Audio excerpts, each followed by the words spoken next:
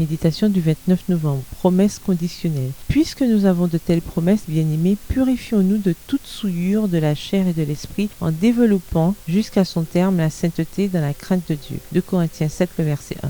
Les Corinthiens avaient besoin d'une relation authentique avec Dieu pour contrebalancer leur amour pour le monde.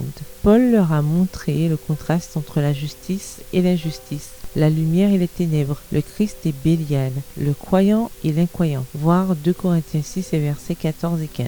Il les a encouragés à rechercher la sainteté et à éviter les alliances avec les non-croyants qui pouvaient mettre leur foi en péril. Que l'Église aille dans le monde, mais que le monde n'entre pas dans l'Église. Un navire ne coule pas lorsqu'il est sur l'eau, mais lorsque l'eau y pénètre. Paul a encouragé les Corinthiens à espérer en 2 promesses de Dieu, celle de nous recevoir et celle de nous adopter comme ses enfants. Voir 2 Corinthiens 6, verset 17. Je serai pour vous un père et vous serez pour moi des fils et des filles, dit le Seigneur Tout-Puissant. 2 Corinthiens 6, verset 18.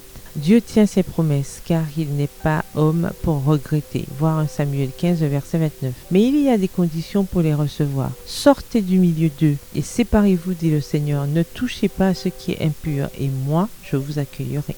2 Corinthiens 6, verset 11. Se séparer comprend le fait de se détourner du péché, de chercher Dieu, d'entraîner l'esprit à penser à ce qui est pur, de veiller sur ses sens, d'éliminer ce qui invite à la luxure et de nourrir les sens de ce qui plaît à Dieu. Le verset d'aujourd'hui met l'accent sur le fait de développer la sainteté dans la crainte de Dieu. La sainteté est une condition pour recevoir les promesses de Dieu et aussi pour le voir. Recherchez la paix avec tous et la sanctification sans laquelle personne ne verra le Seigneur. Hébreux 12, verset 14 dans la version Tob.